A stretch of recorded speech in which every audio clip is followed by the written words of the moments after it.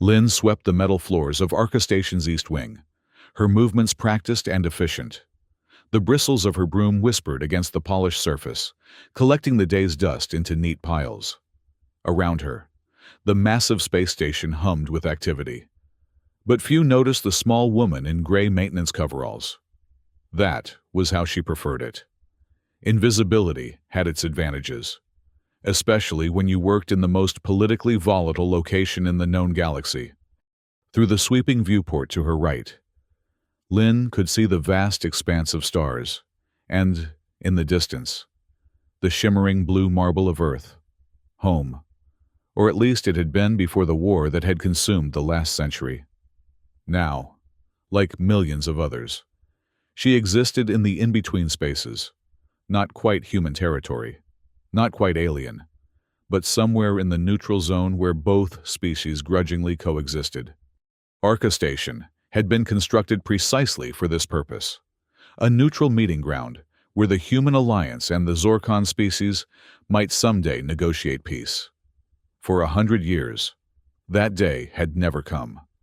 Lynn paused her sweeping to massage her lower back. At 32, she wasn't old by any means, but 12-hour shifts took their toll. As she straightened, a commotion echoed from the main docking bay. Raised voices, hurried footsteps, the unmistakable click of weapons being readied. Curious despite herself, Lynn propped her broom against the wall and moved to the edge of the corridor. From her vantage point, she could see a delegation of high-ranking Alliance officers striding purposefully across the bay. Among them was Captain Ann, his uniform crisp and his expression severe. Lynn had cleaned his office enough times to know he was not a man who tolerated imperfection. But it wasn't the human contingent that caught her attention. It was the figure they surrounded, tall, imposing, with iridescent scales that caught the light in 1,000 shades of blue and silver. Even from a distance, there was no mistaking what he was. Zorkon. And not just any Zorkon, but one wearing the distinctive armor of their highest military rank. General Zarok, someone whispered nearby, and Lynn felt her blood run cold. Everyone on Arca knew that name. General Zarok, commander of the Zorkon Armada, responsible for the destruction of 3 human colony worlds and countless deaths. He was a monster in human propaganda, his image displayed in recruitment centers across Alliance space, his name spoken with a mixture of fear and hatred. And he was here, on Arca, surrounded by the very people who had sworn to destroy him and his kind. As the delegation moved past her hiding spot, Lynn pressed herself against the wall, hoping to remain unnoticed. But as the general passed, his gaze, golden, with vertical pupils like a cat's, flicked momentarily in her direction. For a heart-stopping second, those alien eyes locked with hers, and Lynn felt a chill run through her body. Then, just as quickly, he looked away, continuing with his escort as though she were nothing more than another piece of station equipment. Which, in many ways, she was. Lynn waited until the delegation had disappeared down the corridor before retrieving her broom. Her hands trembled slightly as she resumed her work. What was General Zarok doing on Arca? The station occasionally hosted diplomatic meetings, but never anyone so high-ranking from either side. Something momentous must be happening, something that would affect everyone, including insignificant maintenance workers like herself. As she finished her shift and made her way back to her small quarters in the lower levels, Lynn could hear excited whispers throughout the station. Rumors spread faster than oxygen through Arca's ventilation system, and by the time she reached the common area where most service staff gathered, theories were already abundant. "I heard there was an explosion at one of the Alliance weapons depots," said May, another cleaner who worked the Western Quadrant. "They're saying it might have been sabotage." "That doesn't explain why Zarok is here," countered Tran, a maintenance technician. "Unless they're accusing the Zorkon of being behind it." "Maybe they're finally talking peace," suggested someone else, though their tone made it clear how unlikely they thought this possibility was. Lynn, said nothing, choosing instead to listen as she ate her simple meal of synthesized protein and vegetables. Peace seemed like a fantasy after a century of bloodshed. Both sides had committed atrocities in the name of survival. Both claimed they were the victims of the other's aggression. The truth, as always, was likely somewhere in the murky middle. As she prepared for bed that night, Lynn found herself thinking about those alien eyes, how they had seemed to look straight through her. She had heard that the Zorkan possessed telepathic abilities, though Alliance scientists disputed this as superstition. Could he have read her thoughts, seen her fear? Did he know about the nightmares she still had of the colony world she'd fled as a child? The family she'd lost to Zorkan weapons? Sleep came fitfully that night, haunted by dreams of gleaming scales and golden eyes. The next morning, Lynn was assigned to clean the high-security conference rooms, a task usually reserved for more senior staff. She suspected it was because half the maintenance crew had called in sick, unwilling to risk an encounter with the fearsome Zorkan general. Their loss was her gain. High security clearance meant better pay for the day. She was careful as she moved through the diplomatic wing, keeping her head down and her cart close. Alliance soldiers stood at regular intervals along the corridor, their posture rigid and hands never far from their weapons.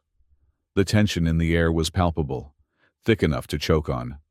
As she approached Conference Room Delta, she heard raised voices from within. One was unmistakably human, speaking standard with the clipped tones of military command. The other was deeper, resonating with strange harmonics that identified it as Zorkan. "Your demands are unreasonable." The human voice, Captain Ann, she realized, was saying, "The Alliance will never cede the Proxima colonies.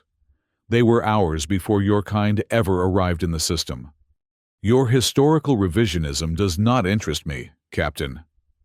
The Zorkan voice was surprisingly fluent in standard, though it added vibrations to certain syllables that human vocal cords couldn't replicate. Those worlds were settled by Zorkan explorers 3 centuries before humans achieved interstellar travel. Your colonies are built on the ruins of our ancestors. Convenient claims with no proof, and retorted, "Next, you'll be telling us Earth itself was originally Zorkan territory." A low rumble that might have been a laugh. "Your homeworld is too wet and oxygen-rich for our comfort, Captain. You're welcome to keep it." Lynn knew she should move on. Eavesdropping on diplomatic meetings was probably enough to get her fired, if not worse. But curiosity rooted her to the spot. "This discussion is pointless," Ann said after a moment. "We're here to discuss the incident at the weapons facility, not rehash territorial disputes." "Ah, yes, the explosion, for which you have no evidence of Zorkan involvement, yet summoned me here like a criminal." "We have evidence. The energy signature of the explosive device matches Zorkan technology. Technology that has been stolen and replicated by human terrorists before, or perhaps planted by your own intelligence services as a pretext for further aggression." The accusation hung in the air, followed by a tense silence. Lynn realized she'd been holding her breath and forced herself to exhale slowly.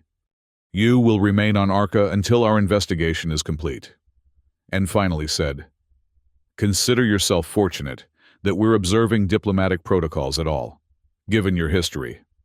"My history," the Zorkan voice, had dropped to a dangerous register.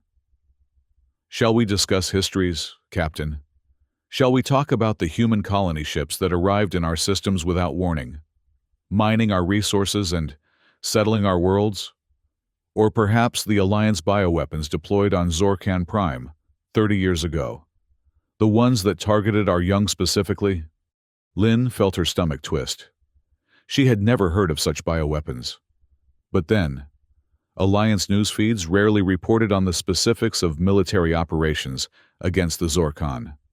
"That was never confirmed," Ann replied, though his voice lacked conviction. "I saw the results with my own eyes." The Zorkan's voice had grown quiet, which somehow made it more terrifying. "My son among them?" Lynn's hand flew to her mouth, The fearsome General Zarok had lost a child to the war? Somehow.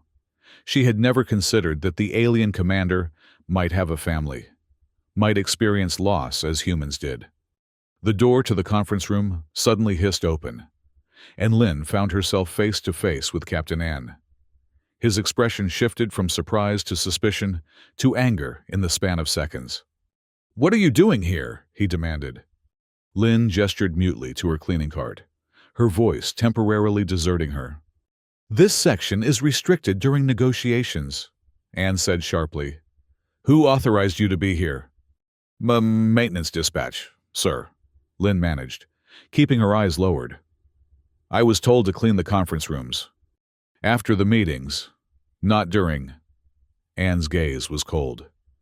"Return to your assigned sector immediately. And if I find you near these rooms again without proper clearance, you'll be removed from the station. Understood?" "Yes, sir," Lynn whispered, already backing away with her cart.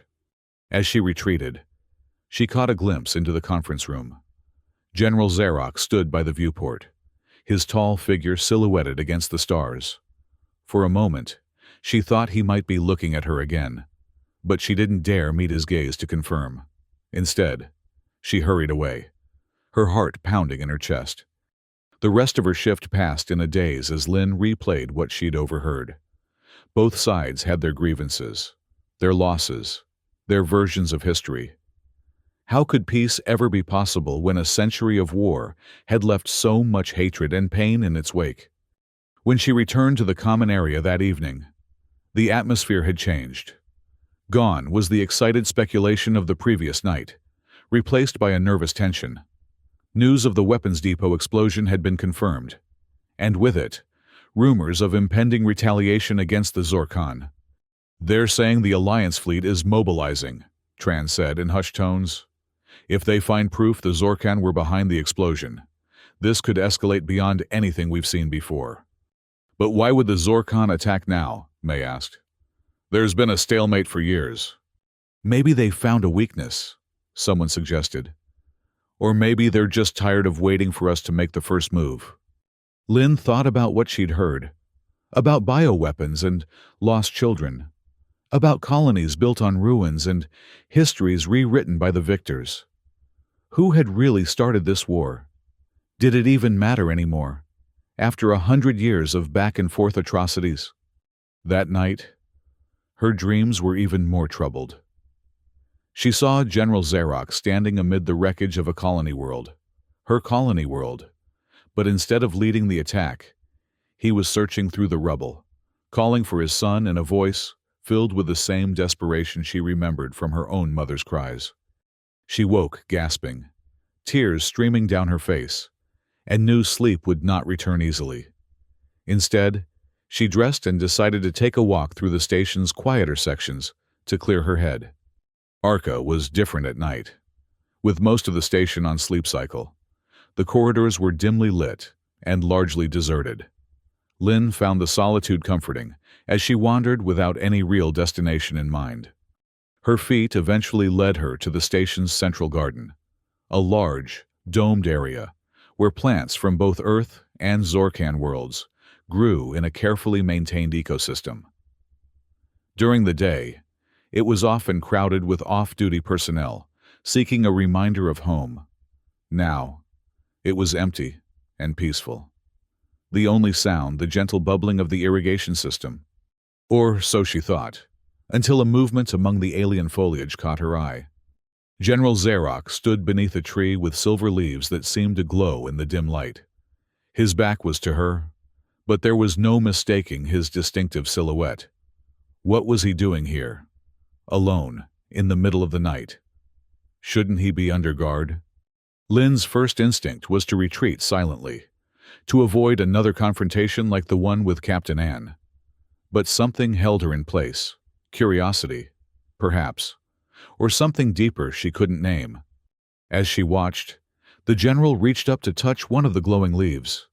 The gesture was surprisingly gentle for someone whose hands had reportedly ordered the deaths of millions. "This was my son's favorite," he said suddenly, without turning. His voice carried easily in the quiet garden. These trees grow in the mountains near our home. He would climb them despite my warnings about the height. Lynn froze, realizing he was speaking to her. How had he known she was there? She had made no sound, and he hadn't turned to see her. "You're afraid," he continued, still not looking at her. "I can sense it. Your kind always broadcasts fear so loudly." So the rumors of telepathy were true. Lynn swallowed hard, unsure whether to respond or flee. "I'm not reading your thoughts, if that concerns you," Zarok said, as if hearing her unspoken question. "Only emotions, and only those strong enough to project.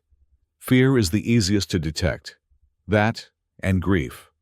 He finally turned to face her, and Lynn saw something unexpected in those alien eyes, a weariness that transcended species. "You were listening outside the conference room earlier," he stated. It wasn't a question.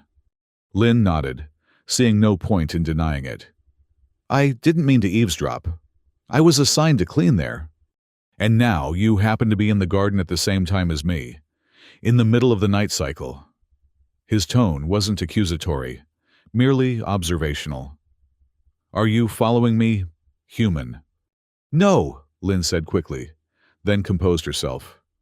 "No, sir. I couldn't sleep, that's all." Zarok studied her for a long moment, his head tilting slightly, in a gesture that reminded her of a bird of prey considering a potential meal. "What is your name?" "Lynn," she answered, surprised by the question.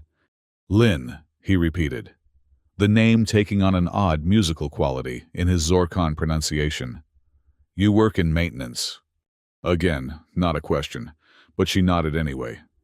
"Your fear has a different quality than most humans I encounter," he said. "Older, deeper. You've seen war firsthand, haven't you?" The perceptiveness of his observation startled her. "Yes," she admitted. "I was a child when the Zorkan attacked my colony on Proxima Fu." She expected anger or defensiveness at her accusation, but instead, Zarok closed his eyes briefly. "Proxima Fu," he murmured. 24 years ago. I remember." The casualness with which he acknowledged the attack that had destroyed her world sent a surge of long-buried anger through Lynn. "You remember? That's all you have to say about it? Thousands died." "And thousands of Zorkon died when the Alliance retaliated against our settlements in the Tau Ceti system," he replied, his voice level. "War is a cycle of vengeance, human. Each atrocity justifies the next, until no one remembers who struck first or why." "Your forces struck first on Proxima Fu," Lynn insisted, years of grief making her bold despite her fear. "I saw your ships in the sky. I heard your weapons." Zarok regarded her with those unsettling golden eyes. "What you saw were ships bearing Zorkon markings. What you heard were weapons of Zorkon design. But there are many ways to start a war without appearing to be the aggressor." Lynn frowned. "What are you saying?" "I'm saying that history is written by those who control the narrative." He gestured around the garden. "This place attempts to create harmony between our world's flora. A noble experiment, but artificial. In nature, one species would eventually dominate and eradicate the other. Perhaps that is the inevitable outcome for our peoples as well." "You don't believe peace is possible," Lynn said. It wasn't a question. "I have fought this war for nearly 70 of your Earth years," Zarok replied. "I have seen peace negotiations fail, ceasefires broken, truces used as opportunities to rearm and redeploy. If peace were possible, would we not have achieved it by now?" There was something in his tone, not quite despair, but a profound tiredness that resonated with Lynn's own weariness. Despite everything she'd been taught to believe about the Zorkon, about this general in particular, she found herself responding to that shared exhaustion. "Maybe we haven't tried hard enough," she suggested quietly. "Maybe we're too attached to our grievances to see a way forward." Zarok made a sound that might have been a laugh, though it held little humor. An insightful observation from a maintenance worker. Perhaps you should be in that conference room instead of Captain Ann. Before Lynn could respond, the garden's lighting suddenly increased, and an announcement echoed through the station. Attention all personnel. Security alert in progress. Return to your assigned quarters immediately. This is not a drill. Repeat, this is not a drill. Zarok's posture changed instantly, tension replacing the almost contemplative mood of moments before. It seems our conversation must end. Lynn of Proxima 4. You should obey the announcement and return to your quarters. Without waiting for her response, he strode past her, toward the garden exit. Lynn watched him go, conflicted emotions swirling within her. This alien, this enemy who had been the face of terror in Alliance propaganda for decades, suddenly seemed more complex than the monster of her nightmares. He had lost a son. He questioned the war's origins. He appreciated beauty in a silver-leaf tree. As the security alert continued to blare, Lynn hurried back to her quarters, her mind racing. What was happening? Had hostilities broken out? Was the fragile neutrality of Arca about to be shattered? She received her answer the next morning when all maintenance staff were summoned to an emergency briefing. Station Director Nguyen, a stern woman, rarely seen by lower-level personnel, addressed them directly. As you may have heard, there was a security incident last night, she began without preamble. General Zarok of the Zorkon Armada was found in a restricted area of the station, attempting to access our communications array. He has been confined to quarters under guard, while the Alliance Command determines how to proceed. Murmurs spread through the assembled staff. Lynn remained silent, remembering her encounter with Zarok in the garden. Had he gone there directly from attempting to breach station security? Or had that been his destination after their conversation? In light of this development, security protocols have been elevated, Nguyen continued. All non-essential personnel will have limited access to the upper levels of the station. Your work assignments have been adjusted accordingly. Additionally, any contact with the Zorkon delegation must be reported immediately to security. Failure to do so will be considered an act of treason against the Alliance. The director's gaze seemed to linger on Lynn as she spoke these last words. Though that was surely her imagination. No one knew about her conversation with Zarok in the garden. No one, except the general himself. As the briefing concluded and the staff dispersed to their assignments, Lynn found herself approached by a security officer she didn't recognize. Lynn Tran, he asked, consulting a datapad. Yes, she confirmed, her heart rate accelerating. You're to come with me. Captain Ann wants to speak with you. Lynn's stomach dropped. Had Zarok mentioned their conversation? Was she about to be accused of collaborating with the enemy? The officer led her through corridors she rarely had cause to visit, finally arriving at Captain Ann's private office. The captain himself sat behind a desk strewn with datapads, his expression grim. Thank you, Lieutenant. That will be all. He dismissed the officer, who nodded and left, closing the door behind him, and studied Lynn for a long moment before speaking. You were seen in the Central Garden last night, during the security alert. Surveillance footage shows you speaking with General Zarok. Explain yourself. Lynn swallowed hard. I couldn't sleep, sir. I went for a walk and ended up in the garden. The general was already there. He spoke to me, and I responded. That's all. That's all? Anne's voice was dangerously quiet. You engaged in unauthorized communication with the highest-ranking military officer of an enemy force, and that's all you have to say? I didn't know it was unauthorized at that point, sir. Lynn defended herself. The security alert hadn't been issued yet, and we just talked about plants. Anne's expression made it clear he didn't believe her. Plants. You expect me to believe that a Zorkan general, who hours later attempted to breach our communication security, was making casual conversation about botany with a maintenance worker? Put that way, it did sound absurd. He mentioned a tree from his homeworld, Lynn said lamely. He said it reminded him of his son. Something flickered in Anne's eyes. Surprise, perhaps, or recognition. His son, he repeated. Did he say anything else about his son? Lynn hesitated, uncertain what Anne was looking for. Just that he had liked to climb those trees as a child. Nothing specific. Anne leaned back in his chair, his expression calculating. Do you know why General Zarok is really here, Lynn?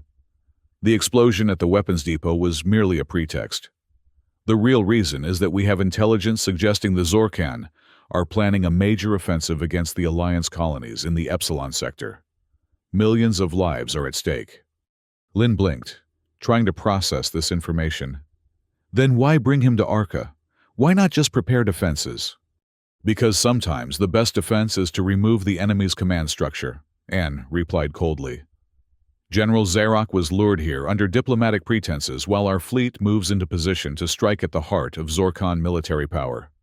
His presence on this station is a strategic advantage we intend to leverage.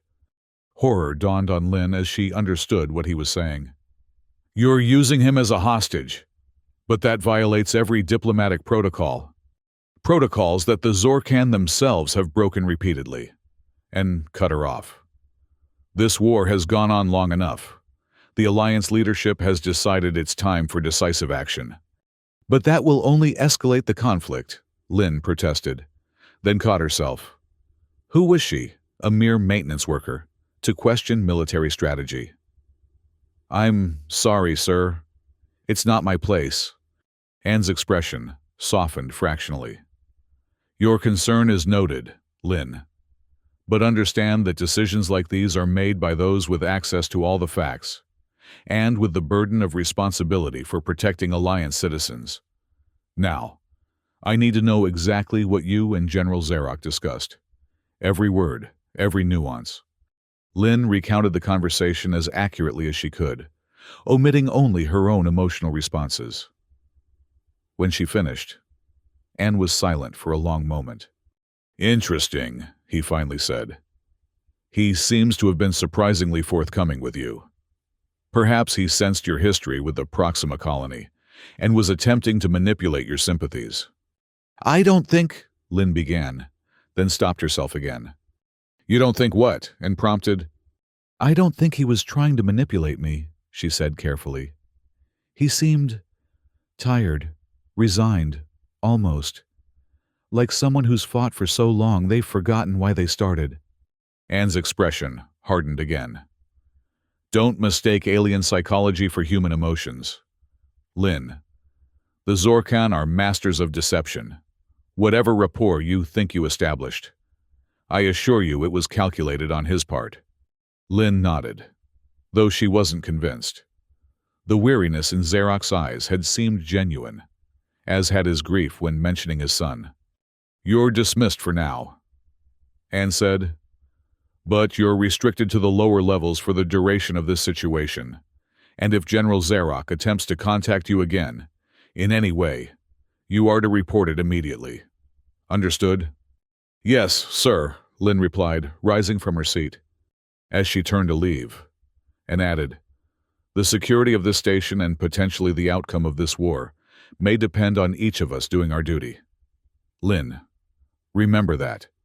The implied threat was clear. Lynn nodded once more and left the office, her mind churning with conflicting thoughts and emotions. The next few days passed in a haze of tension. Lynn was assigned to the most mundane cleaning tasks in the station's lower levels, far from the diplomatic wing and any chance of encountering General Zarok again.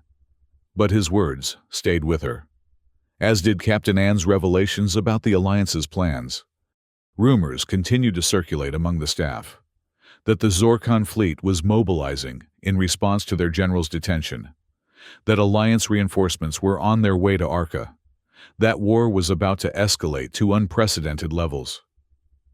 The atmosphere on the station grew increasingly tense, with security checks multiplying and off-duty personnel restricted to quarters during night cycles.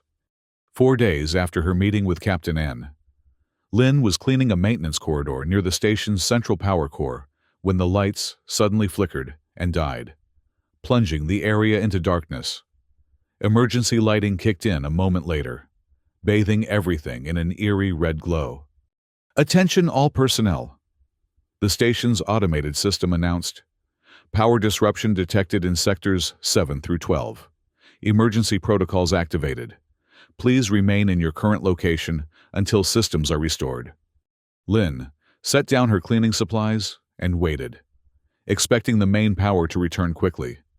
Arca had redundant systems for everything. A blackout like this shouldn't last more than a few minutes. But 5 minutes passed, then 10, with no change. The emergency lights continued to cast their bloody hue across the corridor, and the announcement repeated at regular intervals. Something was wrong. As a maintenance worker, Lynn had access to service tunnels and passages that most station personnel never saw. Driven by curiosity and a growing sense of unease, she made her way through these alternative routes, heading toward the upper levels where answers might be found. She emerged from a service hatch near the command center, just in time to hear raised voices from within. "The attack must proceed as planned," Captain Ann was saying, his voice tight with tension. "We may never have another opportunity like this. With all due respect, Captain, we're talking about initiating direct hostilities while our diplomatic delegation is still on their homeworld." Another voice objected. Director Nguyen. Lynn realized, if we strike now, they'll be executed in retaliation. "Casualties are inevitable in war," Ann replied coldly. "The strike will cripple the Zorkan's ability to wage war for decades. A handful of diplomats is an acceptable sacrifice for that outcome." "And what about the Zorkan civilian populations in the target zones?" Nguyen pressed. "The casualty projections are classified," and interrupted. "And necessary. Director, I understand your concerns, but these orders come directly from Alliance High Command. The attack will commence in 6 hours, with or without your cooperation. The power disruption was merely a test of their defensive capabilities, and they failed. Now, if you'll excuse me, I need to contact the fleet." Lynn pressed herself against the wall as the door to the command center opened, and Captain Ann strode out, his face set in determined lines. He passed within meters of her hiding place, but was too preoccupied to notice her presence. Once he was gone, Lynn sagged against the wall, her mind racing. The Alliance was planning to attack Zorkan worlds, not military installations, from the sound of it, but civilian populations. And they were using General Zarok's presence on Arca as cover, knowing the Zorkan would be reluctant to retaliate while their leader was effectively a hostage. It was strategic. It was logical. It might even end the war, as claimed. It was also unconscionable. Before she could talk herself out of it, Lynn found herself moving through the service tunnels again, this time with a clear destination in mind.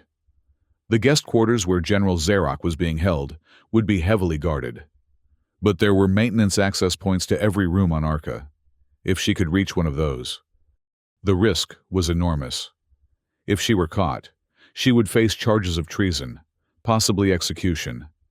But the alternative, standing by while millions of civilians were killed in a surprise attack, was unthinkable.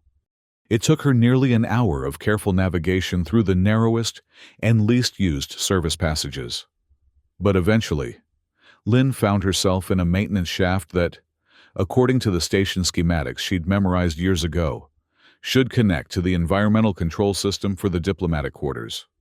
Sure enough, a small access panel at the end of the shaft opened into a crawlspace above the ceiling of what appeared to be a luxurious suite.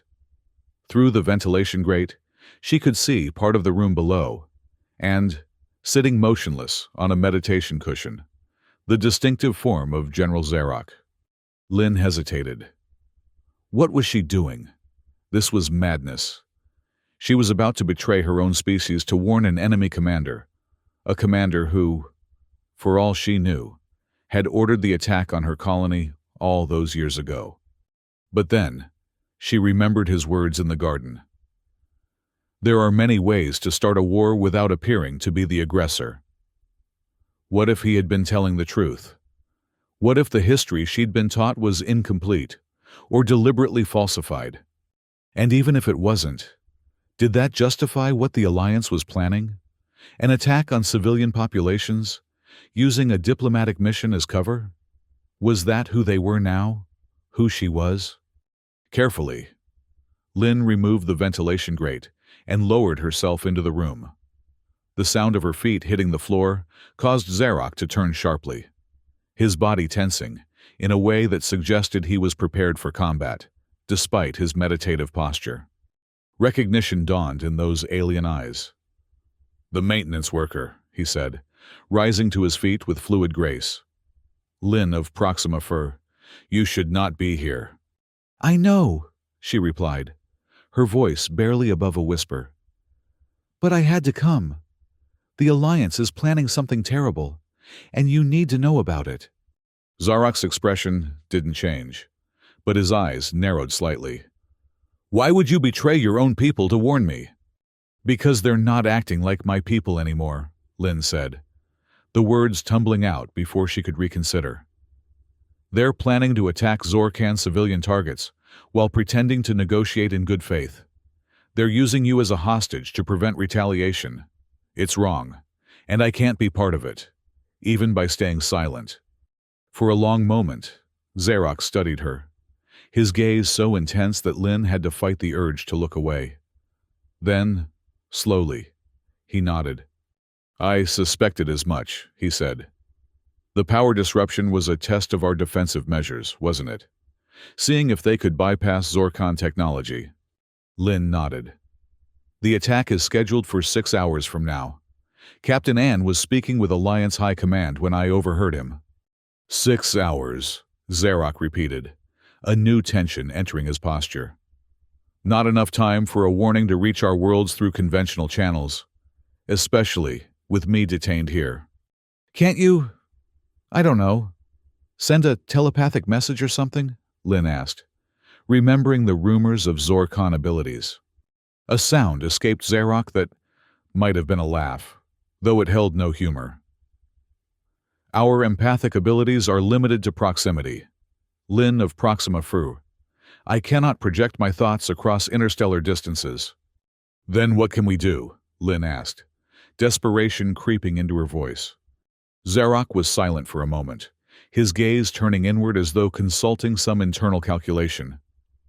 "There is a way," he finally said, "but it would require your assistance, and would place you at even greater risk than you already face." "Tell me," Lynn said without hesitation. "The Zorkan delegation brought certain equipment with us, devices that were declared and inspected, but whose full capabilities were not disclosed. Among them is a quantum entanglement communicator, capable of instantaneous contact regardless of distance." "Where is it?" Lynn asked. "In the secure storage area adjacent to the docking bay," Zarok replied. "Heavily guarded, I'm sure." Lynn nodded slowly. "I can access that area through maintenance tunnels. But what does the device look like? How do I activate it?" "It resembles a silver sphere, approximately the size of your fist. There is an indentation that will respond to pressure. But, Lynn, the device is keyed to Zorkan biology. It requires a specific bioelectric signature to activate." "So I won't be able to use it," Lynn said, her momentary hope deflating. "Not alone. No. But there is another option." Zarok hesitated, then continued. "Our scientists have developed technology that allows for temporary neural linkage between Zorkan and other species.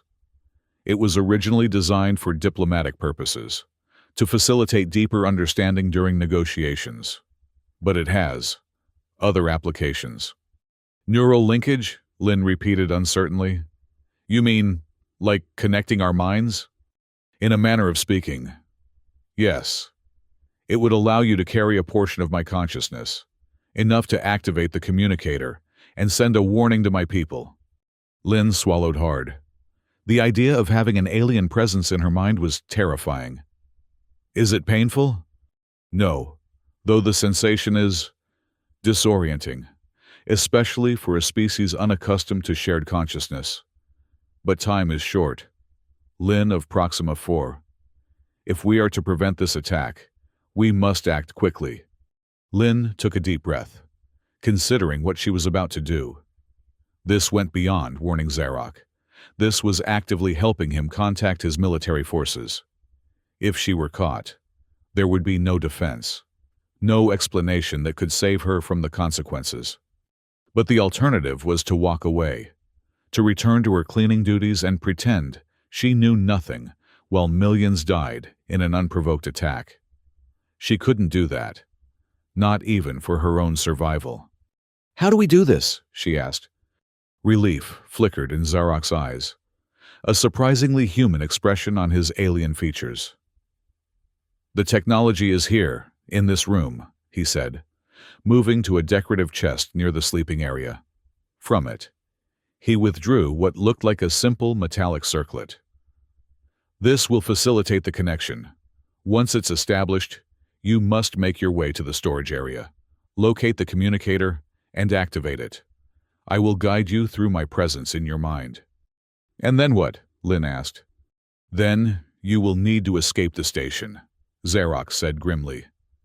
"Once the warning is sent, the Alliance will know they've been compromised. They will search for the source, and they will find you." Lynn nodded, accepting this reality. "I'll worry about that when the time comes. Let's do this." Zarok approached her with the circlet, his movements deliberate and controlled. "This may feel strange," he warned, before carefully placing the device on her head. For a moment, nothing happened. Then, a tingling sensation began at the base of Lynn's skull, spreading rapidly until it encompassed her entire body. The world seemed to blur at the edges, colors intensifying, sounds becoming more distinct. And then, suddenly, she wasn't alone in her own head. It wasn't like having a voice speaking to her, or even like having another person standing beside her. It was more as if a part of her own consciousness had expanded, incorporating new memories, new knowledge, new ways of perceiving the world. She could feel Zarok's presence, not as an intrusion, but as an extension of herself. And with that presence came a flood of images and emotions. A young Zorkon with scales still soft with youth, climbing silver-leaf trees, the devastation of a world consumed by biological weapons, the weight of command and the toll of decades of war, and, underlying it all, a bone-deep weariness and longing for peace that mirrored her own. "Remarkable," she heard herself say, though the voice seemed to come from very far away. "Your son, he was beautiful." "Yes," Zarok's voice replied, though his lips didn't move. "He was—" With an effort, Lynn pulled herself back to the present moment. "We need to focus," she said, as much to herself as to the alien presence now sharing her consciousness. "The communicator." "Yes," came the response, this time in her mind rather than aloud. "We must hurry." Lynn moved to the ventilation shaft she had entered through, Zarok's knowledge guiding her movements in subtle ways. She found herself moving more efficiently, with a grace she had never possessed before. The circlet, she realized, was not just establishing a connection. It was allowing her to access some of Zarok's physical abilities as well. As she climbed back into the maintenance tunnel, she felt a brief pressure against her mind. Zarok, directing her attention to the most efficient route to the storage area. With newfound confidence, she navigated the labyrinthine passages of Arca's infrastructure, moving swiftly and silently toward her goal. The secure storage area was, as expected, guarded by Alliance security personnel. But with Zarok's guidance, Lynn was able to bypass them entirely, using a maintenance access point that the guards were unaware of. Inside, the storage room was filled with crates and containers, each marked with identification codes and security seals. Again, Zarok's knowledge guided her, drawing her attention to a small, unassuming case near the back of the room. "There," his voice whispered in her mind. "The silver sphere inside." Lynn opened the case to reveal exactly what Zarok had described. A metallic sphere that seemed to shimmer with an inner light. As she reached for it, she felt a moment of hesitation from the alien presence in her mind. "What's wrong?" she asked silently. "Once activated, the sphere will emit a quantum signature that Alliance sensors may detect." Zarok's thoughts responded. "We will need to be quick, and you will need to be far from here when they trace the source." Lynn nodded, understanding the risk. "Tell me what to do." Under Zarok's guidance, she pressed her fingers into the indentation on the sphere's surface. Nothing happened at first, but then she felt a surge of energy from the alien presence in her mind, flowing through her fingers and into the device. The sphere began to glow more intensely, and symbols appeared on its surface. Zorkon script. Lynn realized. Though with Zarok's knowledge temporarily part of her, she could understand their meaning. Status indicators, power levels, connection protocols. "Now," Zarok instructed, "focus on the central glyph and think the activation phrase I'm sending you."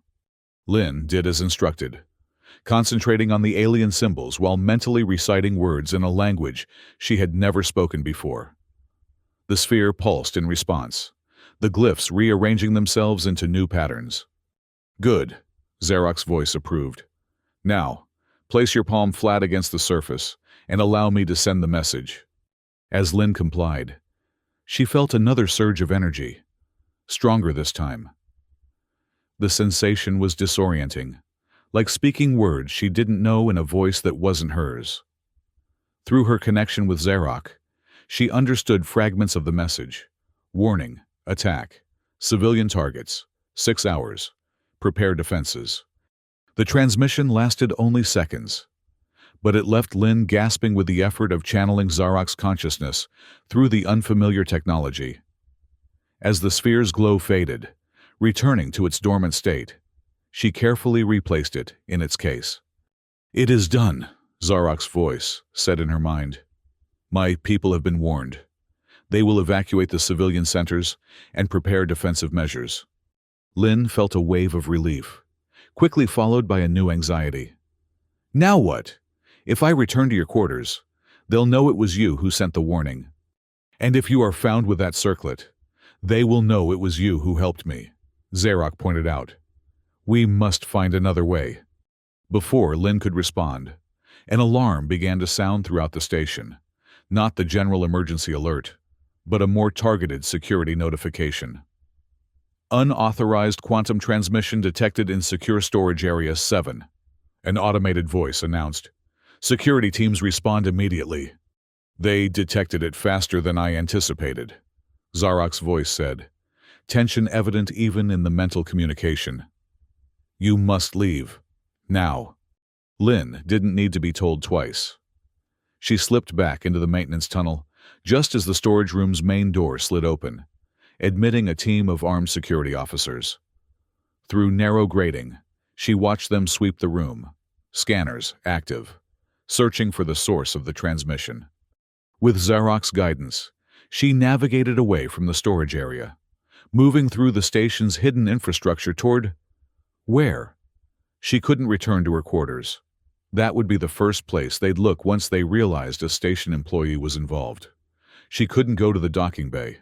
All ships would be grounded during the security alert. "The communication hub," Zarok suggested in her mind.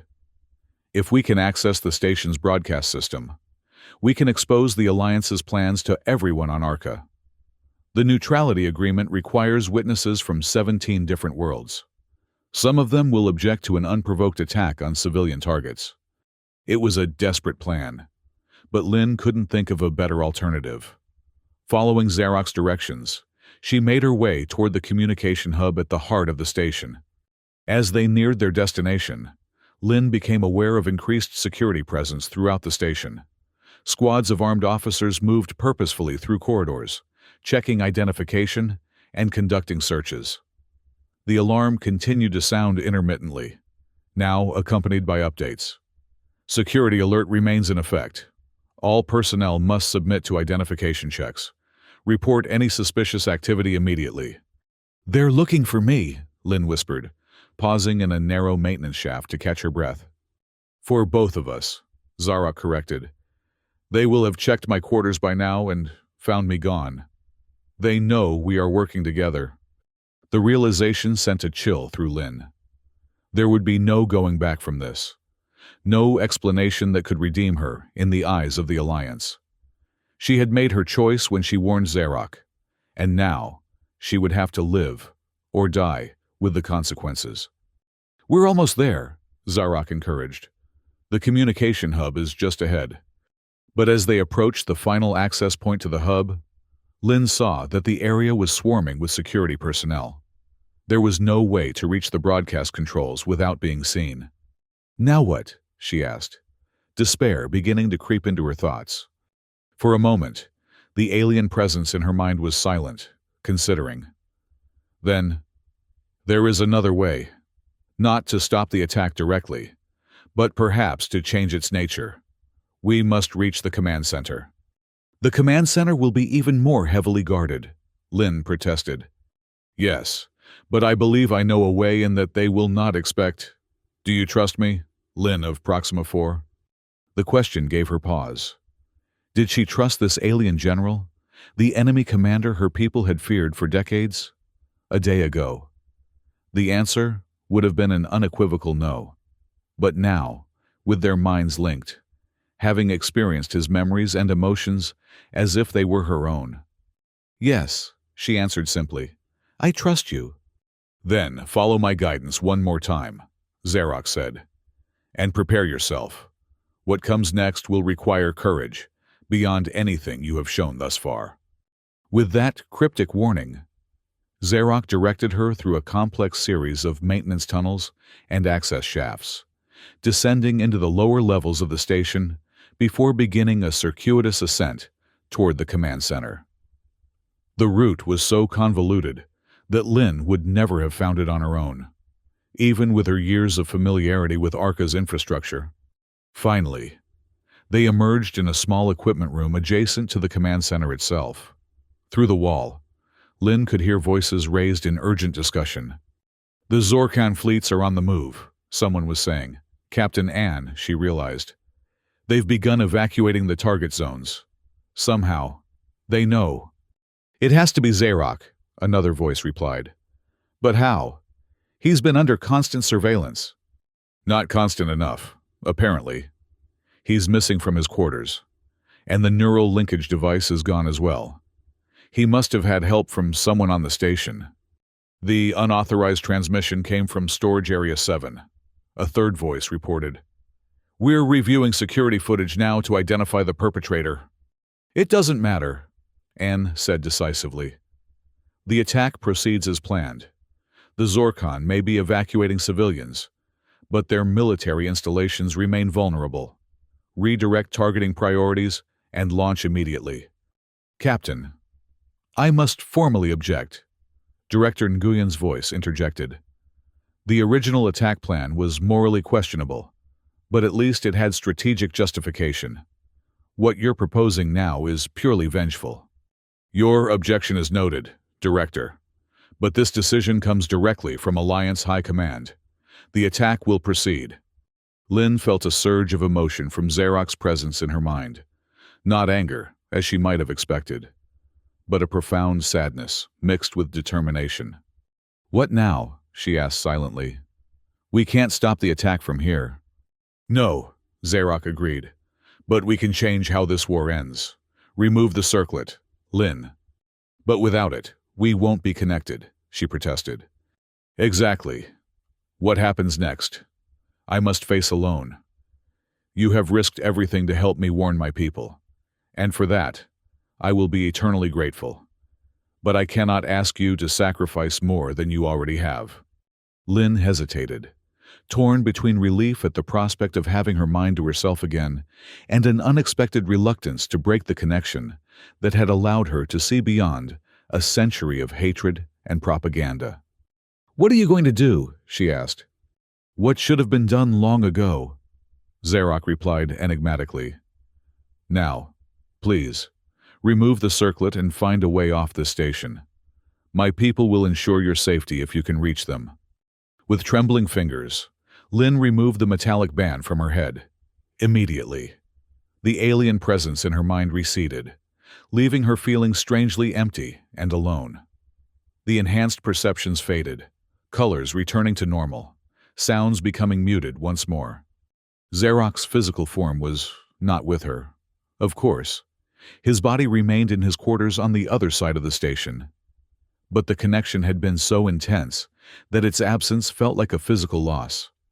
Before she could dwell on the sensation, the door to the equipment room slid open, revealing a squad of security officers with weapons drawn. "Don't move," the lead officer commanded. "Hands where we can see them." Lynn slowly raised her hands, the circlet still clutched in one of them. There was nowhere to run, no maintenance tunnel to escape through. She had been caught. The officers surrounded her, one roughly taking the circlet, while another secured her hands behind her back. "Lynn Tran, you are under arrest for treason against the Alliance," the lead officer stated formally. "You will be detained pending investigation and trial." As they led her from the room, Lynn felt oddly calm. She had done what she could to prevent an atrocity. Whatever happened to her now, she would face it knowing she had followed her conscience. The officers escorted her directly to the command center, where Captain An and Director Nguyen were still engaged in their heated discussion. Both turned as the security team entered with their prisoner. "Captain, we've apprehended the suspect," the lead officer reported. "She was found with this Zorkon device in her possession." An's expression darkened as he recognized Lynn. "The maintenance worker," he said, his voice cold with anger. "I should have known. Where is General Zarok?" "I don't know," Lynn answered truthfully. With the neural link broken, she had no way of knowing what the Zorkon commander planned to do. "You expect me to believe that?" An demanded. "You helped him escape confinement, helped him warn his people about our attack. You're working with him." "I helped prevent a massacre," Lynn corrected, finding courage she hadn't known she possessed. "You were going to attack civilian populations without warning. That's not war. That's genocide." An's face flushed with anger. "You have no idea what's at stake here. What the Zorkon have done—" "I know exactly what's at stake," Lynn interrupted. "I lost my family to this war. I've lived with the consequences of it my entire life. But continuing the cycle of revenge won't bring them back. And it won't bring back any of the others who have died, human or Zorkon." Before An could respond, the command center's main doors slid open, and a figure stepped through that caused everyone in the room to freeze in shock. General Zarok stood in the doorway, unarmed and unaccompanied, his golden eyes scanning the room until they found Lynn. A flicker of relief crossed his alien features before his expression returned to its usual, impassive state. "I believe you were looking for me, Captain An," he said calmly. The security officers immediately trained their weapons on the Zorkon general, but he made no aggressive move. Instead, he simply stood there, hands visible at his sides, waiting. "How did you get in here?" An demanded, his hand moving to his own sidearm. "Your security protocols have weaknesses," Zarok replied, "as do all systems designed by beings who think they understand their enemies, when they do not." An's finger tightened on his weapon. "Give me one reason why I shouldn't kill you where you stand." "Because doing so would ensure the total destruction of this station and everyone on it," Zarok said, matter-of-factly. "My fleet is currently holding position just outside Arca's sensor range. They have orders to attack if I am harmed." The command center erupted in a flurry of activity as officers rushed to verify this claim.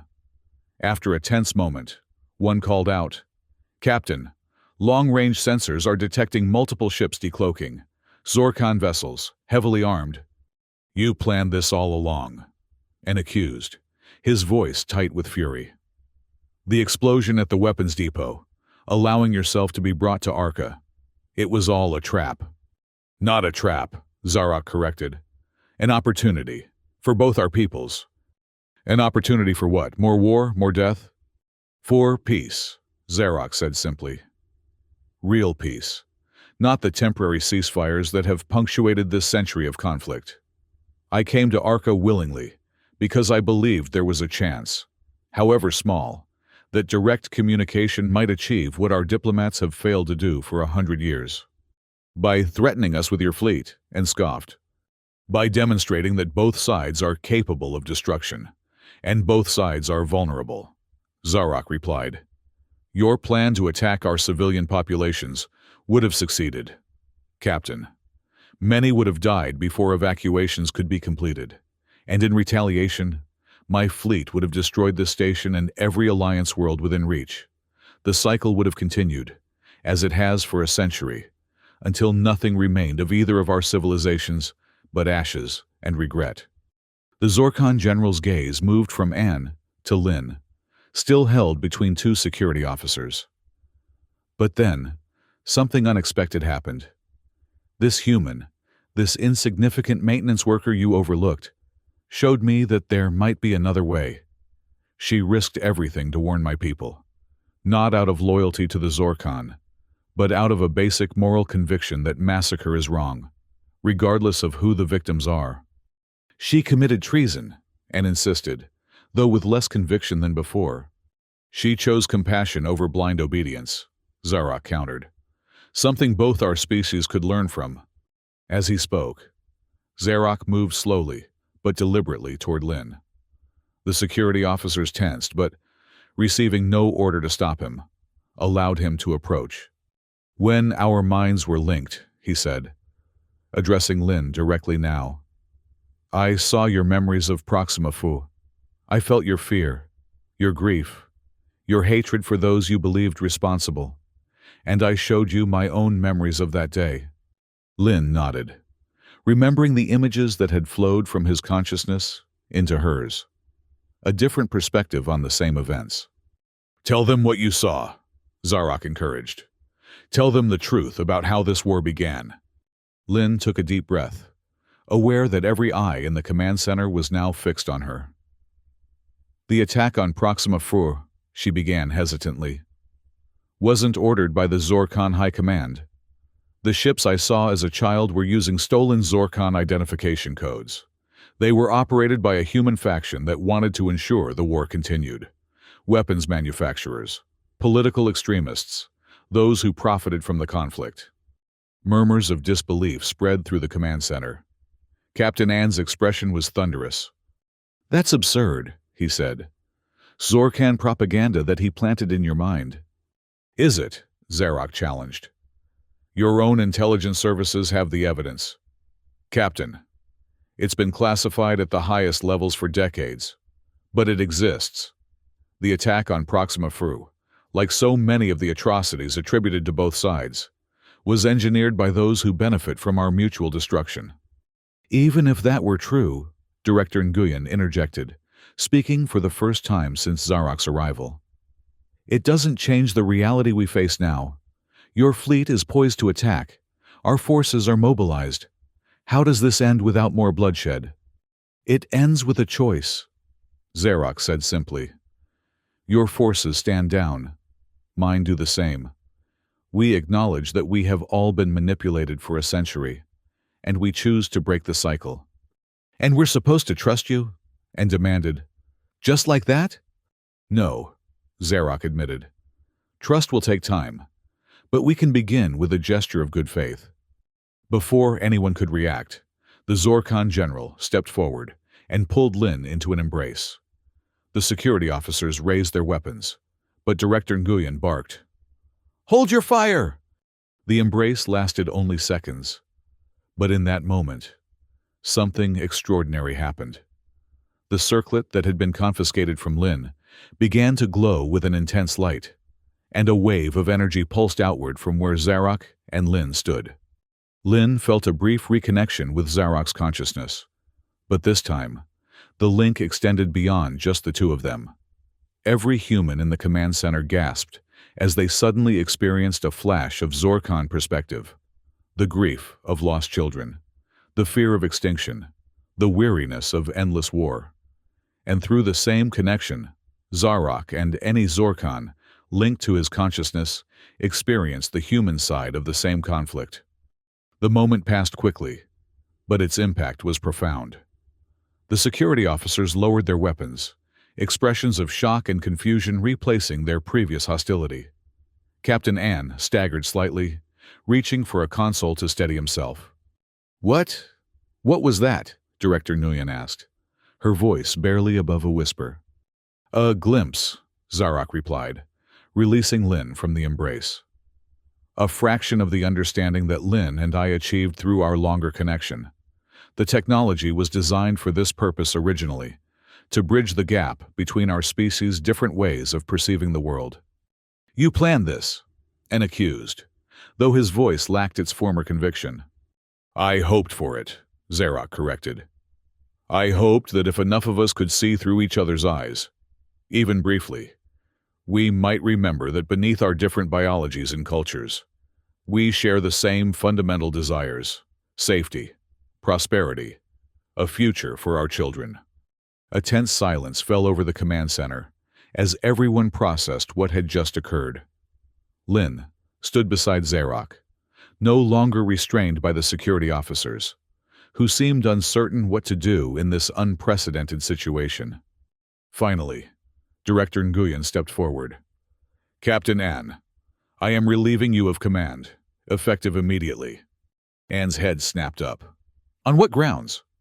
"On the grounds that you were prepared to commit an act of war that violates every principle the Alliance claims to stand for," Nguyen replied firmly.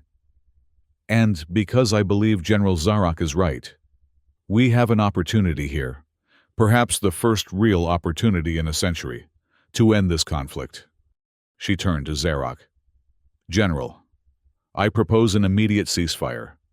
Both our fleets will stand down, and we will convene a full diplomatic delegation, not to negotiate temporary boundaries or resource allocations, but to address the fundamental causes of this war and find a path to lasting peace." Zarok inclined his head in a gesture of respect. "I accept your proposal, Director. My fleet will maintain its current position, but will take no aggressive action as long as Alliance forces do the same." "And what about her?" Ann demanded, pointing at Lin. "She committed treason, regardless of her motivations." Nguyen considered Lin for a long moment. "Ms. Transactions, while technically in violation of Alliance regulations, ultimately prevented a greater injustice and potentially saved millions of lives on both sides. I'm inclined to view that as heroism rather than treason." Relief washed over Lin, though it was tempered by the knowledge that everything had changed. Her life on Arca, her identity as a simple maintenance worker, none of that could continue as before. As if reading her thoughts, Zarok placed a hand gently on her shoulder. "Lin of Proxima 4 has demonstrated a courage and moral clarity that transcends species. I would request that she be included in the peace delegation, as a representative of those who have suffered from this war, yet managed to see beyond their own pain to a better future." Nguyen nodded thoughtfully. "An unusual request, but these are unusual circumstances. I agree, provided Ms. Tran is willing." All eyes turned to Lin, who stood momentarily speechless at this unexpected turn of events. From invisible maintenance worker to potential peace delegate in the span of a day, it seemed impossible. And yet, having experienced the connection with Zarok, having seen the possibility of understanding between their species, how could she refuse? "I'm willing," she said quietly. "If my experience can help prevent others from suffering as I have, as we all have, then I want to be part of it." "Then it is settled," Zarok declared. "Let this day be remembered not as another escalation in our endless conflict, but as the beginning of its end." As the command center erupted in a flurry of activity, communications with both fleets, preparations for the diplomatic delegation, security protocols being adjusted, Lin found herself standing somewhat apart, still processing everything that had happened. Zarok approached her, his golden eyes reflecting a warmth she would never have believed possible in an enemy commander just days ago. "I owe you a debt that can never be fully repaid," he said softly. "You risked everything for people you had been taught to hate." "I didn't do it for the Zorkhan," Lin admitted. "I did it because it was right. Because after 100 years of war, someone had to be brave enough to say, enough. Nevertheless, you have changed the course of history. Both our peoples will remember your name long after we are gone." Lin shook her head, uncomfortable with the thought of such recognition. "I was just a janitor who happened to be in the right place at the right time." "No," Zarok said firmly. "You were exactly who you needed to be. Someone who could see beyond hatred to the possibility of understanding. Someone who knew that a single act of compassion, even at great personal risk, was worth more than a century of vengeance." As he spoke, an alert sounded from the communications console. A lieutenant quickly checked the incoming message, then looked up with an expression of amazement. "Director," he called, "we're receiving transmissions from all over Alliance and Zorkan space. It seems the energy pulse from the neural linkage device was amplified somehow, possibly by the station's communication array. Reports are coming in of humans and Zorkan experiencing the same glimpse that we felt here. It's spreading, Director. The understanding is spreading." Nguyen turned to Zarok, her expression questioning. "Is this possible? Could your technology affect people across such vast distances?" "Not as it was designed," Zarok admitted. "But combined with Arca's quantum communication network, and catalyzed by a genuine connection between representatives of our species." He glanced at Lin. "Perhaps it created something new, something neither of us could have achieved alone." As the implications of this development sank in, Lin felt a cautious hope begin to bloom within her. The path to peace would not be easy or swift. A century of hatred and fear could not be erased in a day, even with the shared understanding that was now spreading throughout both civilizations. There would be resistance, setbacks, perhaps even attempts to reignite the conflict by those who profited from it. But for the first time in her life, for the first time in 100 years, there was a real possibility of a future without war. A future where humans and Zorkan might learn to coexist, to share the vast galaxy that had room enough for both their civilizations to thrive. And it had begun with a simple act of compassion. A janitor who chose to see an enemy as a person, who dared to embrace the other when all around her could see only threat and danger. As the command center continued its frantic activity, preparing for the historic peace talks that would soon begin, Lin caught Zarok's eye once more. No words were needed between them now. They had shared minds, shared perspectives, shared a moment that had changed everything. She had been just a janitor. Now she was something more, a bridge between worlds, a symbol of what might be possible when hatred gave way to understanding. And, as she stood in the command center of Arca Station, watching humans and Zorkan working together for the first time in a century, Lin knew that her life would never be the same. Nor would the lives of countless others throughout the galaxy, all because she had found the courage to embrace an enemy, and, in doing so, had ended a 100-year war. The formal peace ceremony took place 3 months later in Arca's central garden, where Lin and Zarok had first spoken as individuals rather than representatives of opposing forces. The silverleaf trees that had reminded the general of his lost son now provided a canopy for the most significant diplomatic event in a century. Representatives from both the Alliance and the Zorkan Confederation stood in a circle around a central podium, where a document inscribed on both paper and crystalline tablets waited for signatures. The neural linkage technology, refined and adapted to function without causing disorientation, had been used extensively during the peace negotiations, allowing delegates to truly understand each other's perspectives and concerns. Director Nguyen, now appointed as the Alliance's chief diplomatic officer, stepped forward first.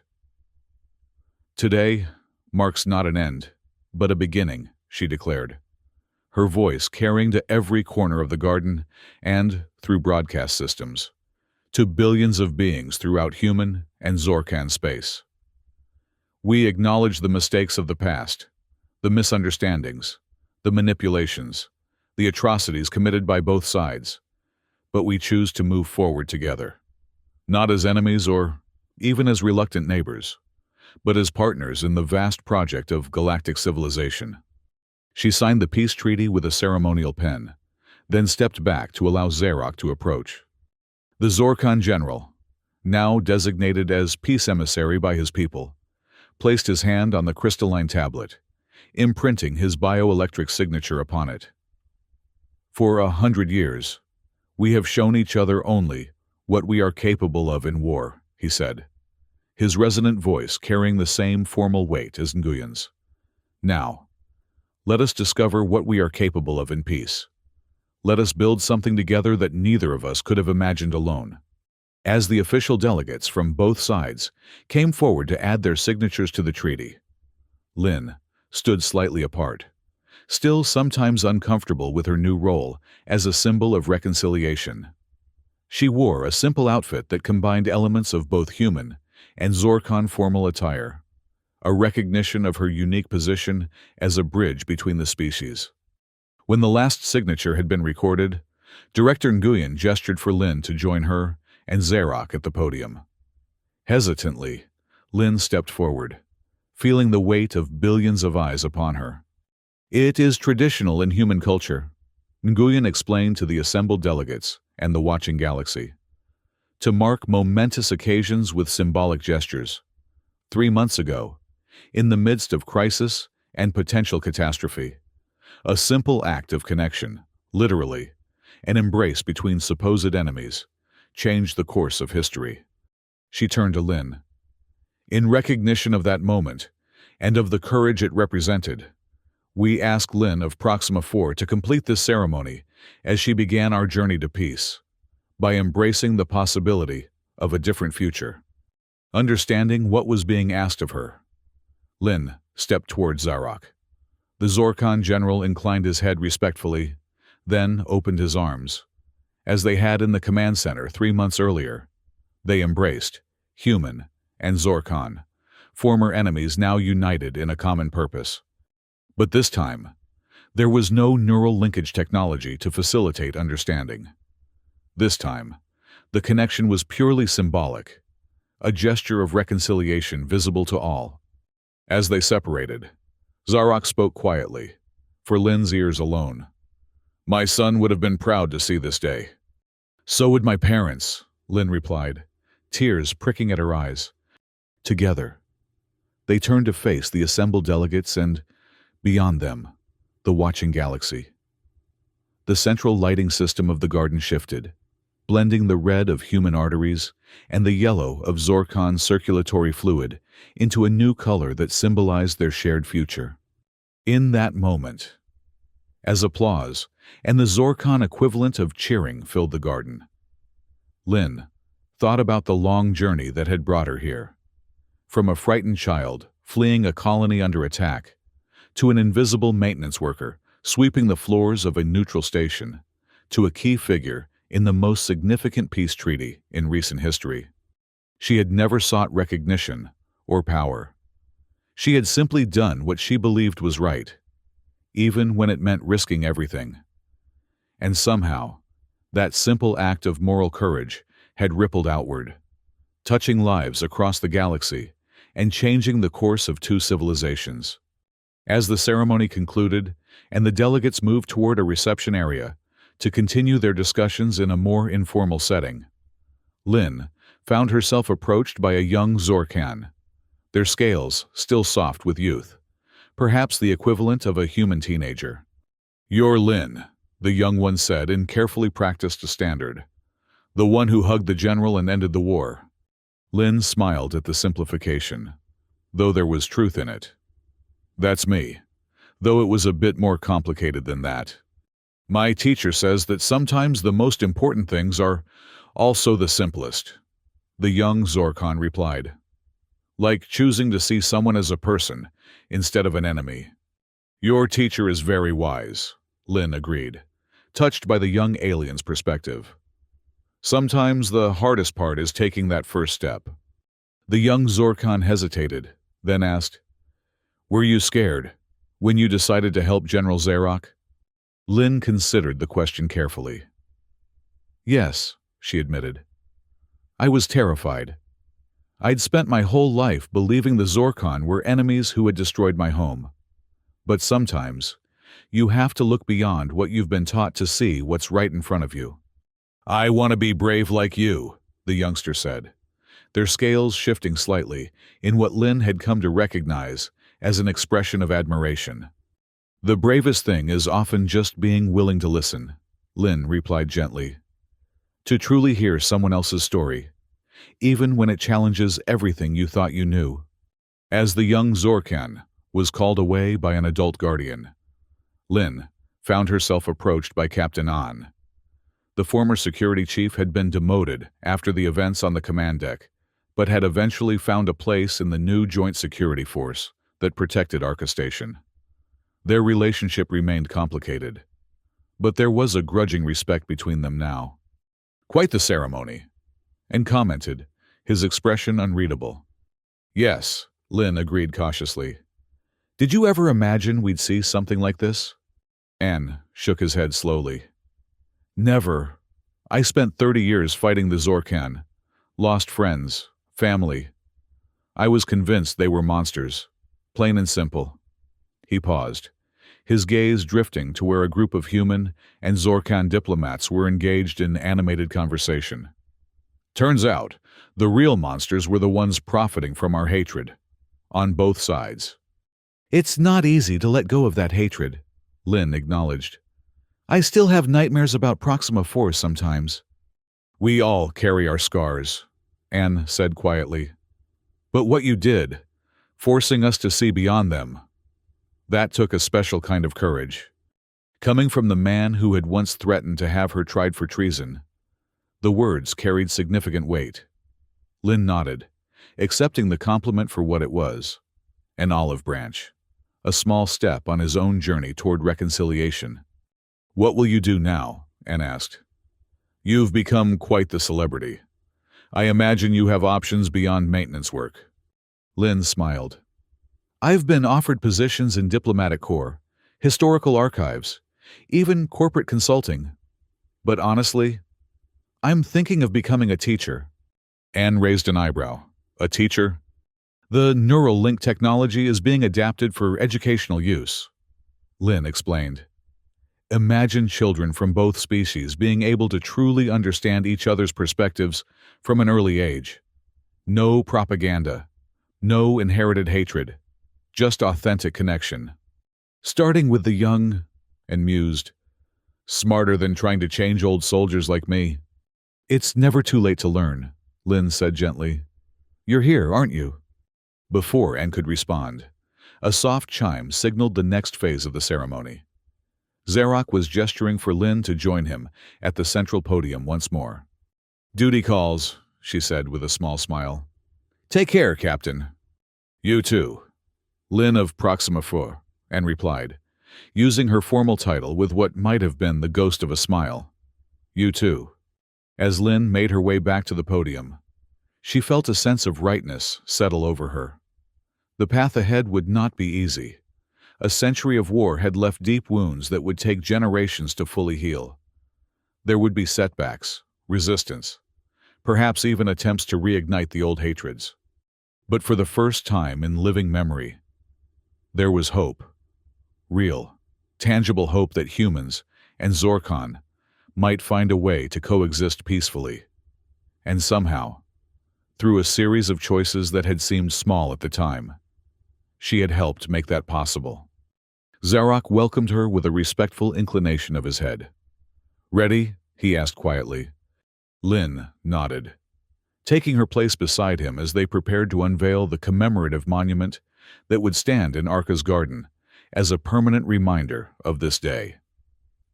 Together, they removed the covering to reveal a simple sculpture, a human hand, and a Zorkon hand, reaching toward each other across a divide that grew narrower at the center. As applause rippled through the gathered delegates, Lynn thought of her younger self, the frightened maintenance worker who had hidden from General Zarok when he first arrived on Arca. How far they had both come since then. How far they all had come. The final item on the ceremony's agenda was the formal naming of the peace accord. Director Nguyen stepped forward, raising her hands for silence. After much consideration, she announced, the Joint Naming Committee has decided to call this historic agreement the Embrace Accord. May it remind us all that sometimes, the bravest and most transformative act is simply reaching out to someone we have been taught to fear. As the name was met with approving murmurs from the assembled delegates, Lynn felt Zarok's gaze upon her. The Zorkan general, no, peace emissary now, nodded slightly, a gesture of respect and gratitude that needed no words. In that moment, standing amidst the silver-leaf trees of Arca's garden, surrounded by representatives of two species who had spent a century trying to destroy each other, Lynn felt the weight of history, not as a burden, but as a profound responsibility and an even greater opportunity. She had been just a janitor, invisible and overlooked. Now she was a symbol, a bridge, a teacher. And somehow, through the simplest yet most courageous of acts, choosing compassion over fear, understanding over hatred, she had helped transform the galaxy. As the ceremony concluded and the delegates began to disperse, Lynn remained by the monument for a moment longer.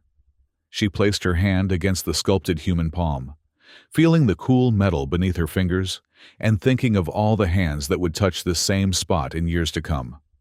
Hands of humans and Zorkan who had never known war. Hands of children who would grow up in a galaxy where cooperation between the species was normal, expected, celebrated. Hands of future generations who might someday look back on the 100-Year War as a distant, almost incomprehensible chapter in their shared history. All because one ordinary person had found the courage to reach out across the divide. All because a janitor had hugged an alien general and ended a 100-Year War. 2 years later, Lynn stood before a class of students, half human, half Zorkan, in the newly established Interspecies Academy on Arca Station. The station itself had been transformed from a neutral diplomatic outpost to the center of a thriving joint community, with families from both species now living and working together. Today, she told her attentive audience, we're going to be discussing the concept of perspective, how the same events can look entirely different depending on where you stand. A young human girl raised her hand. Like how humans thought the Zorkan attacked Proxima Fu, but it was really bad humans trying to make the war continue. That's one example. Yes, Lynn acknowledged. History is full of such misunderstandings and manipulations, which is why it's so important to develop the ability to see beyond your own immediate perspective. A Zorkan youth, their scales still showing the bluish tint of adolescence, spoke next. My parent says you were the first to do that, to really see from both sides. That's why they named the peace treaty after what you did. Lynn smiled gently. I was just one of many who wanted peace. I happened to be in a position where my actions could make a difference. But the desire for understanding was growing on both sides. But you were just a janitor, another human child pointed out with the blunt honesty of youth. Not someone important like a diplomat or a general. And that, came a resonant voice from the doorway, is precisely what made her actions so powerful. The class turned as one to see Peace Emissary Zarok standing in the entrance to the classroom. The students immediately straightened in their seats, aware of the historical significance of the visitor. Peace Emissary, Lynn greeted him with a warm smile. We're honored by your visit. Zarok inclined his head respectfully. I was passing through Arca on my way to the Earth Conference and thought I might observe one of your famous lessons. He addressed the class directly. You are fortunate to have such a teacher. A brave Zorkan youth raised their hand. "Sir, is it true that Teacher Lin saved your life?" Zarok's golden eyes met Lin's across the classroom. "In a manner of speaking, yes. But more importantly, she saved countless lives on both sides by having the courage to do what no diplomat or general had managed in 100 years, to truly see the other as worthy of understanding and compassion." "Even though you were enemies?" a human boy asked skeptically. "Especially because we were supposed to be enemies," Zarok corrected gently. "It is easy to show compassion to those we already love. The true test of character is finding compassion for those we have been taught to fear or hate." Lin watched as her students absorbed this lesson, seeing the thoughtful expressions on both human and Zorkan faces. This was why she had chosen to become a teacher, rather than accept any of the more prestigious positions she had been offered. Here, working with the younger generation, she could help ensure that the peace they had achieved would outlast its architects. "Perhaps," she suggested to Zarok, "you would be willing to participate in today's lesson. We were just about to use the neural link technology to experience historical events from different perspectives." The peace emissary's scales shifted in what Lin now recognized as pleased surprise. "I would be honored." As the class prepared for the shared neural experience, a carefully moderated version of the technology that had connected Lin and Zarok during those fateful days, Lin reflected on how far they had come. The former general now traveled throughout both human and Zorkan space, working tirelessly to strengthen the peace that had begun with their unlikely alliance. The initial skepticism on both sides had gradually given way to cautious cooperation and, in some cases, genuine friendship. There were still tensions, still pockets of resistance to the new order, but with each passing year, the idea of returning to war became more and more unthinkable. After class, as her students filed out chattering excitedly about having met the famous peace emissary, Zarok lingered. "You seem content," he observed. "Teaching suits you." "It does," Lin agreed. "Every day I get to watch them learn to see beyond the boundaries of their own experience. It gives me hope for the future." "The future you helped create," Zarok reminded her. "There are new joint settlements being established in 3 different systems, mixed communities of humans and Zorkan, working together to terraform worlds that neither species could inhabit alone." Lin smiled at the news. "I saw the reports. It's happening faster than anyone predicted." "Because the need was there, on both sides," Zarok said. "We were always more complementary than competitive. If only we had been able to see it." He paused, his expression growing more serious. "The Historical Commission has completed its investigation into the origins of the war." "And?" Lin asked, though she suspected she knew what they had found. "As we discovered through our neural link, the initial conflicts were deliberately engineered by factions on both sides who stood to profit from war. False flag operations, manipulated communications, strategic assassinations, all designed to ensure that misunderstanding escalated to hostility, and hostility to open conflict." Lin nodded soberly. "Will the findings be made public?" "They already have been," Zarok confirmed. "Simultaneously broadcast on all major networks in both Alliance and Confederation space. Full transparency was deemed essential to prevent such manipulation from ever succeeding again." "There will be anger," Lin predicted. "People learning that their loved ones died for a lie." "Yes," Zarok acknowledged. "But anger directed at the true architects of our suffering, not at each other. Already, there are calls for joint memorial services to honor all who were lost, human and Zorkan alike." The idea brought tears to Lin's eyes. "That would be healing." "Indeed."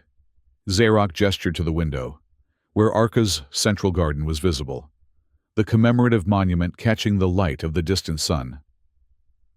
"The Commission has also formally recognized your role in ending the conflict. There will be an addition to the historical record, ensuring that future generations know the truth of how peace began. Lin felt a flutter of discomfort at the recognition. "I was just a janitor." "Yes, I know," Zarok interrupted with what she now recognized as affectionate exasperation. "But perhaps that is precisely what makes your story so important. You remind us all that change does not always begin with those in power.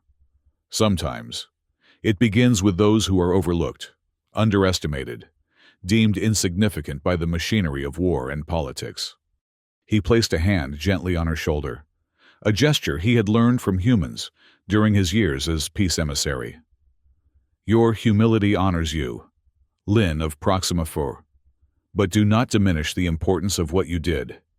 In the darkest moment of our shared history, when all seemed lost to hatred and vengeance, you found the courage to reach across the divide, to see me not as the monster of propaganda, but as a being capable of grief, of weariness, of longing for peace." "You were ready to hear it," Lin pointed out. "You had lost your son. You had fought for decades. You were looking for another way, even if you couldn't admit it to yourself yet." "Perhaps," Zarok conceded. "But without your intervention, I would never have found it. Neither of us would be standing here now, in this place of learning, rather than a battlefield." As they looked out at the garden where the peace ceremony had taken place 2 years earlier, Lin felt a sense of completion. The nightmare of Proxima 4 would always be part of her, as would the 100 years of war that had shaped both their civilizations. But those memories now existed alongside new ones, of understanding born from connection, of healing born from truth, of peace born from the simplest yet most profound of human gestures. An embrace between supposed enemies that had changed everything. "There is a saying among the Zorkon," Zarok said quietly. "The greatest journeys begin with the smallest steps. Your step, Lin, your act of courage and compassion, began a journey that will continue long after we are gone." Lin thought of her students, of the easy camaraderie between young humans and Zorkon who had never known war. She thought of the joint settlements Zarok had mentioned, where the species were learning to combine their strengths rather than exploit each other's weaknesses.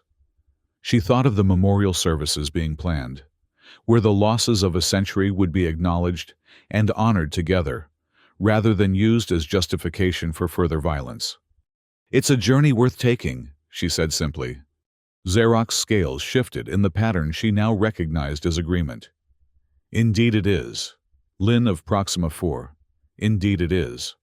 As the peace emissary departed for his next diplomatic engagement, Lin remained by the window, watching the everyday life of Arca Station unfold below. Humans and Zorkon moved through the central plaza together, no longer separated by fear or suspicion. Children of both species played in specially designed recreation areas, their laughter, human and alien alike, carrying through the station's atmospheric systems. This was the future she had helped create. Not perfect, not without challenges, but infinitely better than the century of bloodshed that had preceded it. She had been just a janitor, invisible and overlooked, until the day she had found the courage to see beyond hatred, to reach across the divide that 100 years of war had created. Until the day she had hugged an alien general and ended a 100-year war. And in doing so, she had reminded both civilizations of a truth they had forgotten in their long conflict, that sometimes the most powerful weapon against hatred is not force or strategy or technology, but the simple, transformative power of compassion. A legacy that would endure in the peace that now flourished between their worlds, in the lives that would be lived rather than lost, in the future that they would build together, human and Zorkon, no longer enemies but partners in the vast and wondrous project of coexistence.